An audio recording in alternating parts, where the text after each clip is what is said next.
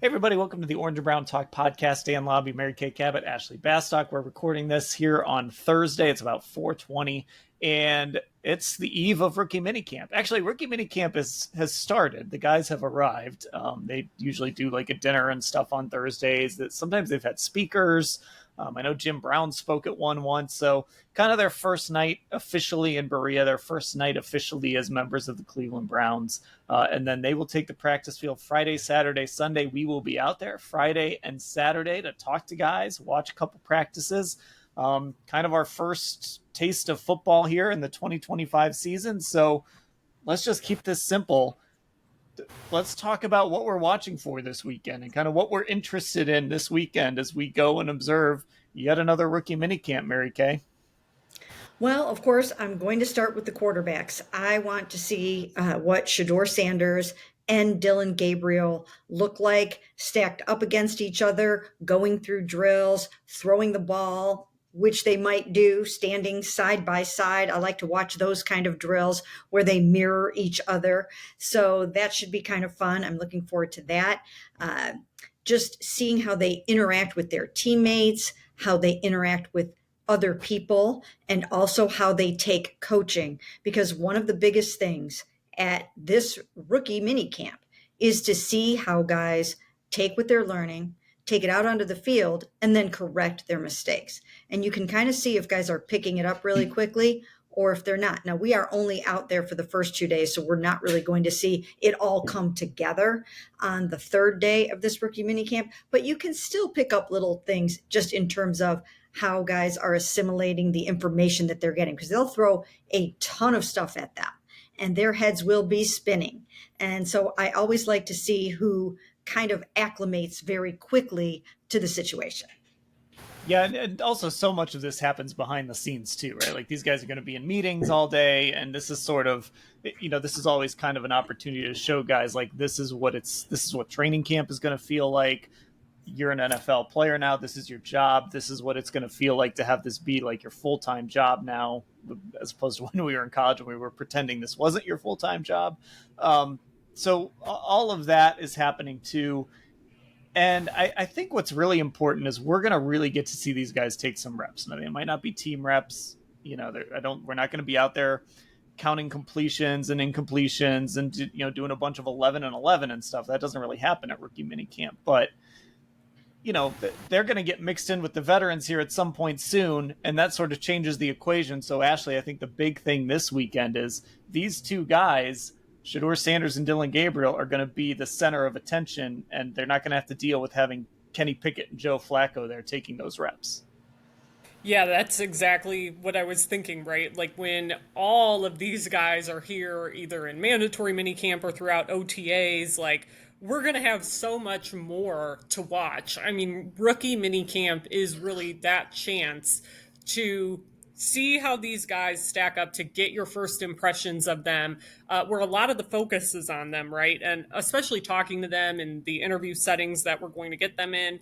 But there have been so many instances in the last last few years, where we come away learning a lot or feeling like we learn a lot about somebody, right? I mean, we use the Martin Emerson Jr. example all the time. He came in as a third round pick, and you're like, wow, this guy just looks like he belongs. And then obviously a couple of years ago, we watched DeWand get sick on the sidelines in one of those practices, and that sort of became a talking point. And Mary Kay wrote that whole story on him about he ate too soon to practice or whatever. But like DeWand talked about how that, motivated him, right? Like this weekend, while it just kind of is what it is in terms of the individual stuff they do, it's not a ton of 11 on 11 or anything, but it is that first chance to really see these guys, how they operate in this setting. So yeah, I mean, this feels like the number one thing to be watching.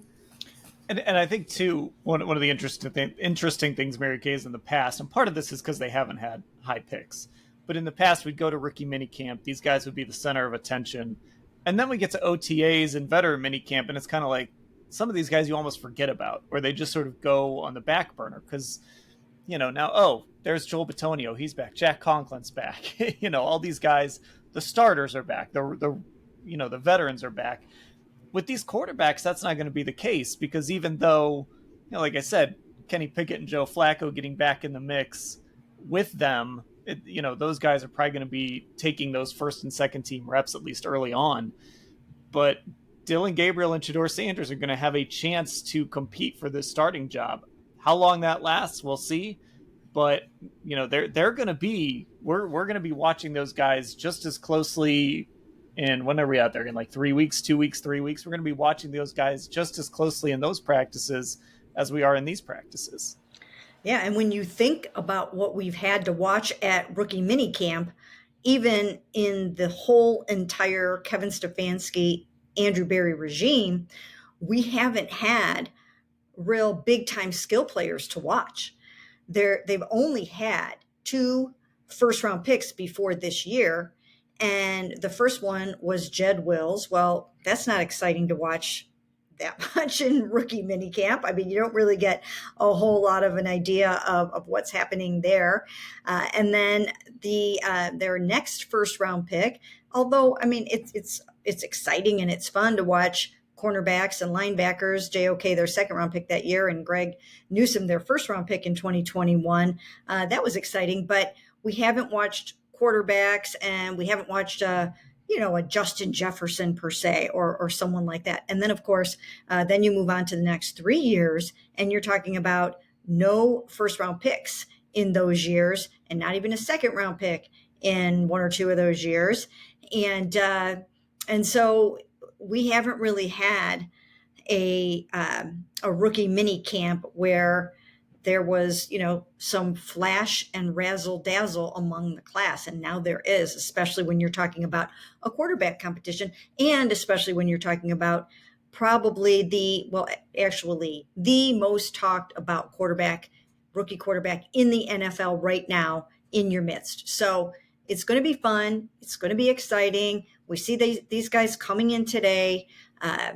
We're going to get to see how Dillon and Shedeur are going to compete with each other. And I think they are going to understand the assignment, that right from the jump, everything they do is going to be watched, including how they handle those press conferences with us, how they treat the wait staff, how they treat the support staff and cafeteria people. Every single thing that they do is going to be factored into this quarterback position, because the quarterback is not only a leader on the football field, but he is the leader of your football team. And they have to know that whoever's going to get that role can handle everything that goes with it. Yeah, right. I mean, like, the quarterback is always, or should be, is pretty much a captain by default every year.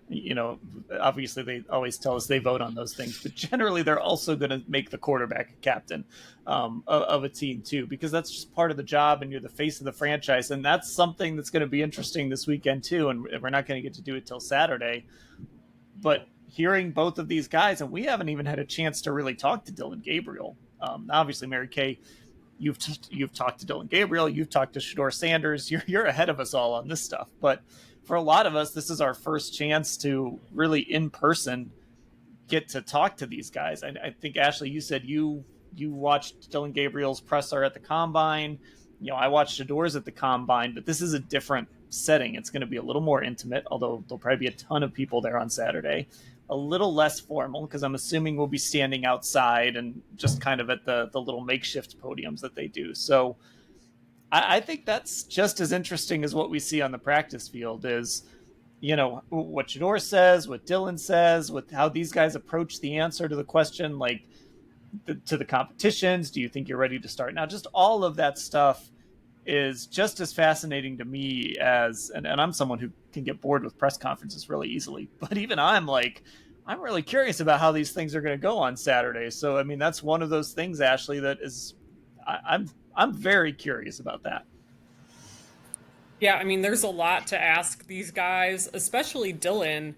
As we've said, like, we haven't even gotten to ask him about Shedeur, because even though they had those day 2 picks up there, when we learned they were going to be drafting Shedeur, and we got one question into them about that, I think, Dylan wasn't there because he was coming from Hawaii. So the logistics of him getting there were different than the three other guys that were up there at the time. So there's definitely, I think, going to be a lot to learn from this. I think we're going to get some great color, and I'm really curious how it's going to be, and especially like to Mary Kay's point about I've never experienced rookie minicamp with like a marquee player like this. So, I've seen a lot of people around at training camp and things like that, especially when Deshaun Watson first got here, right? But I'm just expecting this weekend to be so different than anything I've seen at rookie minicamp before, and kind of the media circus that I think a lot of people are expecting to come in with Shador.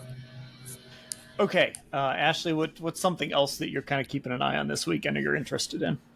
Yeah, I mean, this maybe seems to be to me like the most not obvious answer, but I'm curious about Mason Graham, right? Like he seems like the most under the radar top 5 pick that we could have. And yes, like we've gotten a press conference with him once already on Friday, the day after they drafted him during that draft weekend.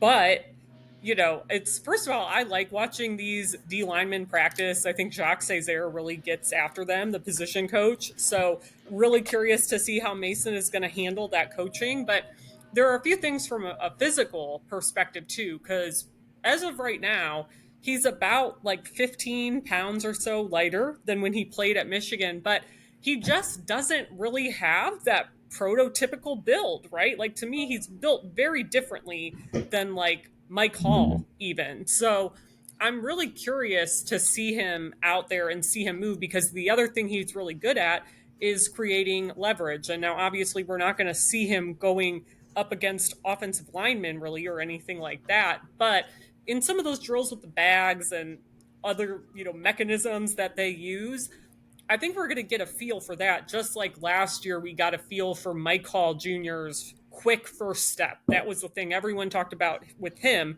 With Graham, it's his leverage. And I'm also curious how he's going to handle the Shador of it all, right? Because we didn't get to ask him about that either. And very quickly, Mason Graham went from being the player I think everyone was talking about because he was their first pick to now like no one on the outside is talking about him really, and everyone is focused on Shador. So, kind of like with Dylan and Shador and how they're going to answer handling the competition. Like I'm curious how Mason is going to answer some of these questions we throw at him too.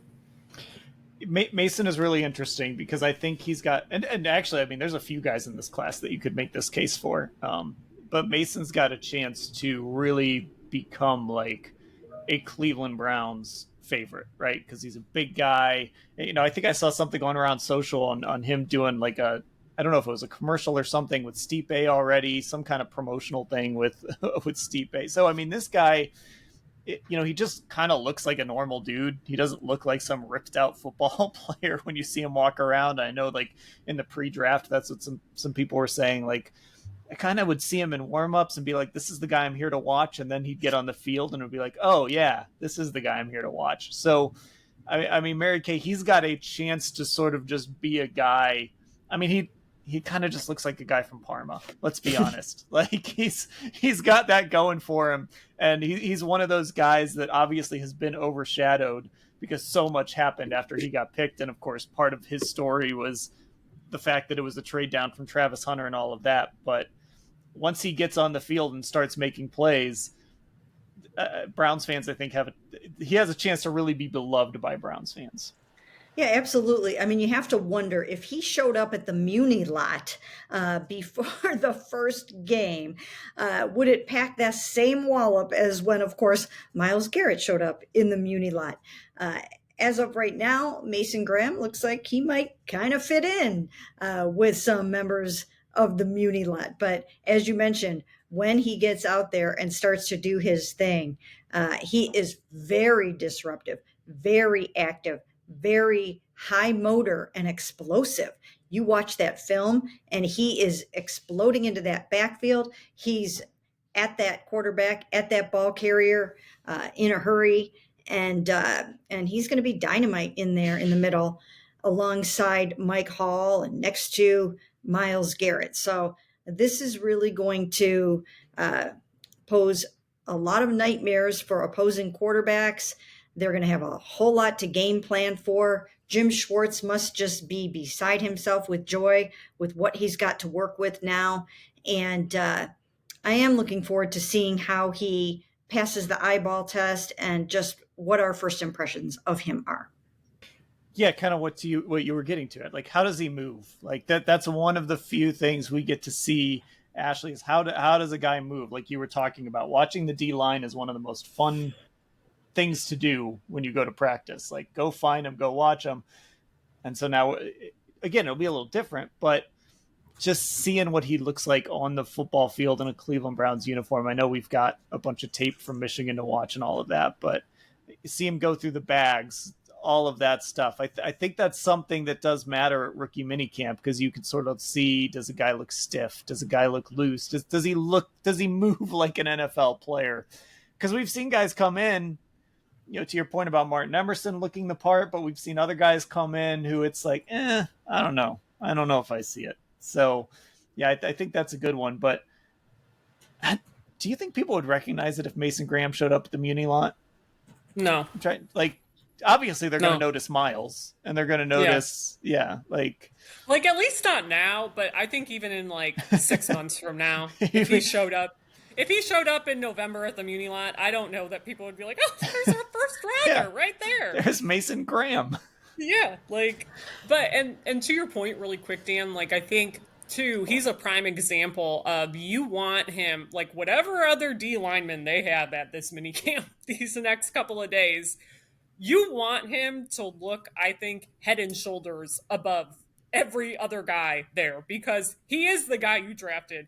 And not only did you draft him, he's the guy you took number 5 overall. So again, I'm really curious to see this, because everyone I've talked to at Michigan, that they're like, yeah, you're not going to believe the way this guy moves based on how he looks. And I want to see it with my own eyes, really badly, because yeah, there is something about him. He's just not that typical build, and not someone that we're used to seeing out there in terms of the other kinds of guys they have on that line right now. So I'm fascinated, but I think a win for him is just looking head and shoulders above everyone else in that position group this week.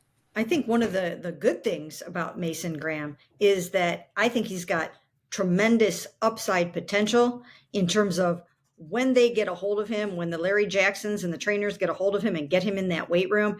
I have a feeling that he can turn some of his size into even way more strength than he probably has right now when he can commit fully to the bit. So I think that'll be really interesting, because I have a feeling we are going to watch him transform into more of that Aaron Donald type of body, or at least get a little closer to just that very imposing figure. So I think by the time we see him even maybe back for training camp at the end of July, I think you'll see incremental differences there. And then as he goes along over the next few years, I think you're going to see him just become big and muscular and very, very imposing. Remember, these guys are showing up at the age of 20, 21, 22 years old. They are still growing. They're still growing. They've got room to grow. They've got muscle that they can put on. And I think that he's got a lot of upside in that regard.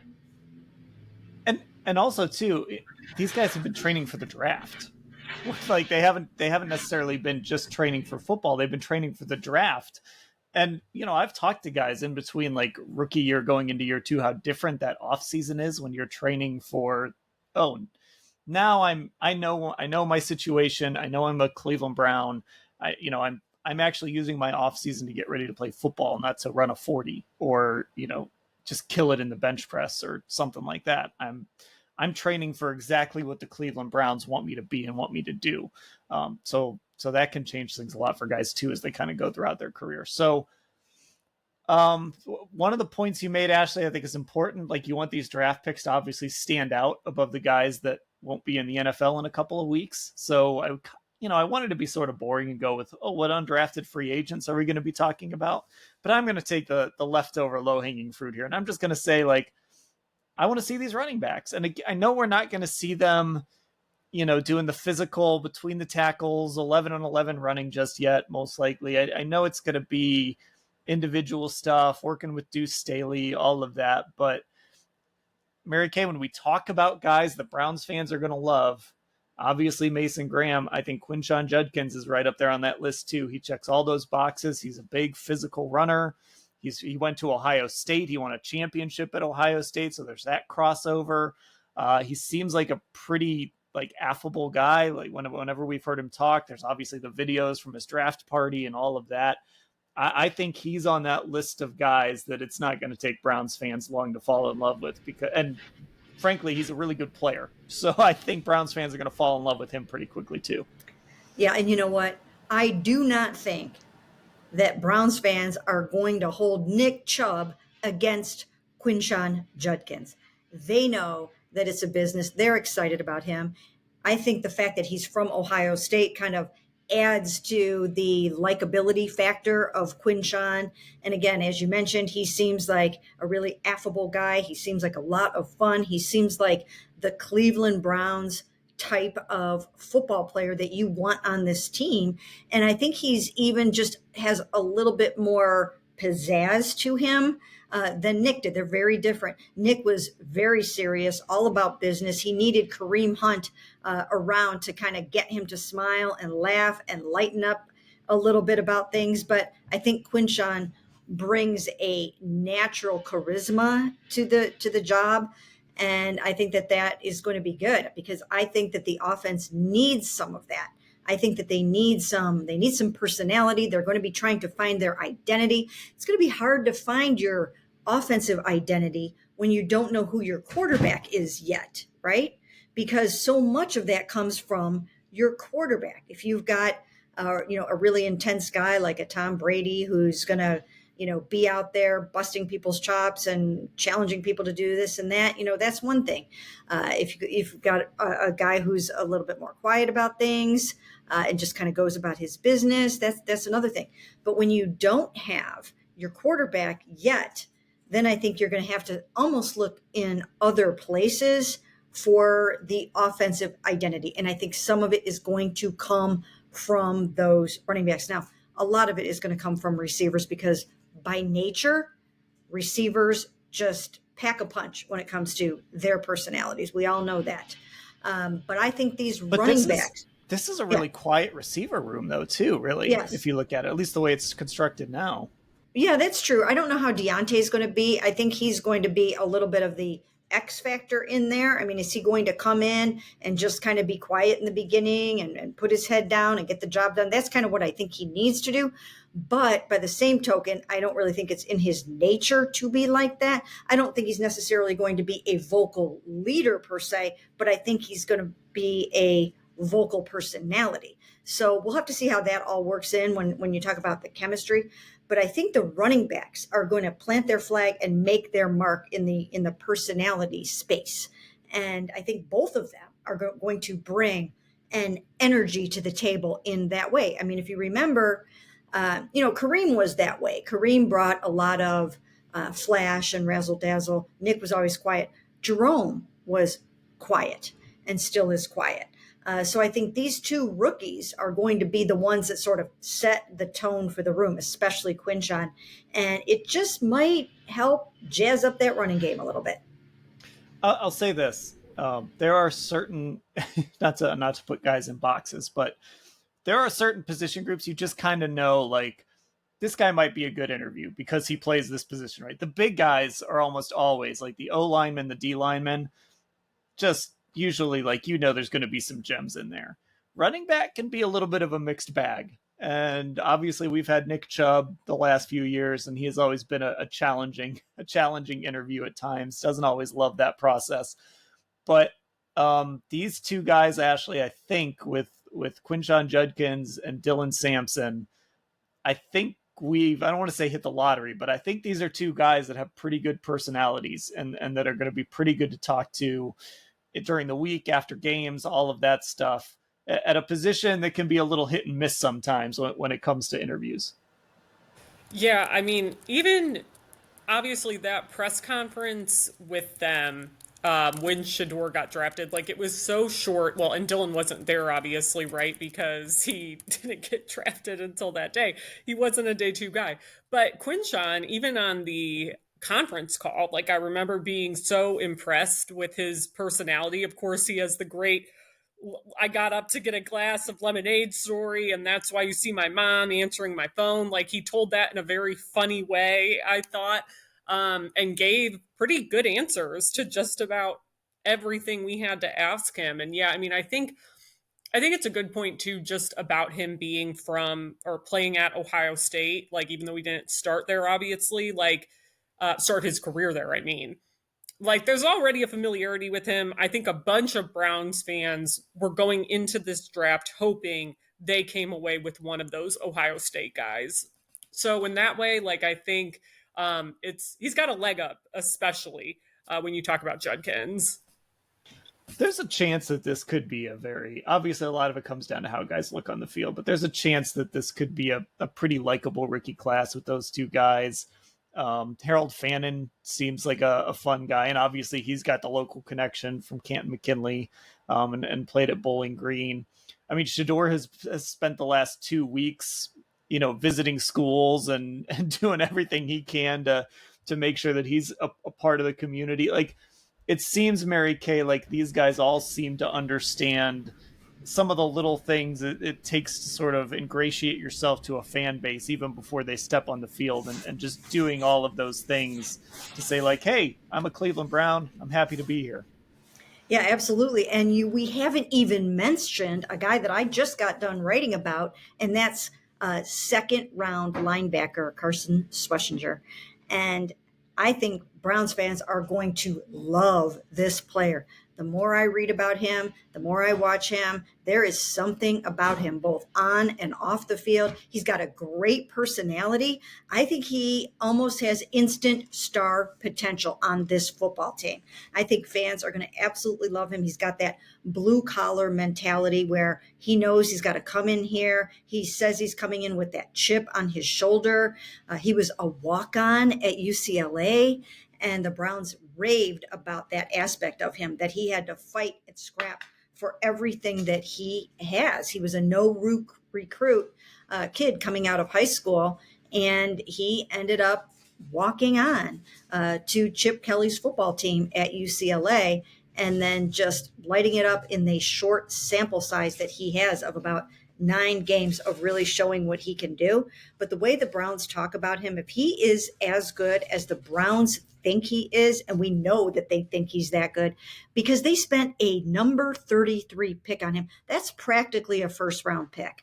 And I mean, if he is that good, then I think that he has the potential to become a big time fan favorite in this town. And the Browns typically don't have star linebackers, at least not in this regime. JOK was starting to be that star dominant type of linebacker. We don't know if he's even going to be able to play this season. We're happy that we watched him walk into the offseason program and that he looks good and he looks in good spirits. But I think that Carson is going to be one of those guys that embodies everything about what's right about the Cleveland Browns. When you talk about smart, tough, accountable, hustle, all of that stuff. So he's easy to forget about because, once again, we don't generally think about linebacker as a flashy position or necessarily a premium position, but I think this can be a premium player.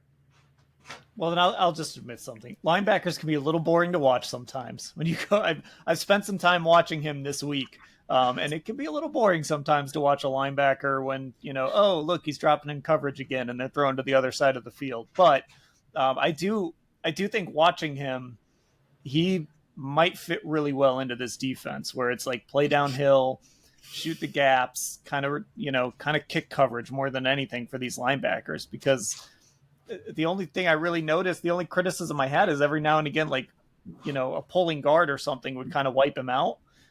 But it's in this system, in Jim Schwartz's scheme, again, it's just get downhill, find the gaps and make plays when the defensive line eats up all those blocks. This is kind of I've always thought this is the point, Ashley, of stability. If you're going to have the same coaches, if you're going to have the same coordinators, you know what you're looking for and you know exactly how guys fit. So the Browns might even value a guy like Schlesinger more than other people because I think his play style just fits with what they want their linebackers to do. Yeah, it makes sense, and like you said, a big benefit of this being the third season they're going into playing Jim Schwartz's system. So I think watching the little bit of his film that I have, um, it seems like he's going to be a natural fit. And I mean, look at when they drafted JOK. It was something similar, right? That's pre Schwartz getting here, but they knew what they wanted and they had him pegged as first round talent. Other teams were staying away from him. He slid and they went and grabbed him. And maybe he became more or was on his way to becoming more here than he would have somewhere else because of the style they play. So yeah, he's another one that is going to be really interesting because he's basically, a guy they probably had pegged as first round talent. And I think the other thing to remember about Carson is the fact that, well, they have told us that his superpower is in coverage, whereas JOK was a blitzer. And if they are going to commit resources to an off the ball linebacker, he has to be able to affect the passing game in a profound way. So coverage is his thing.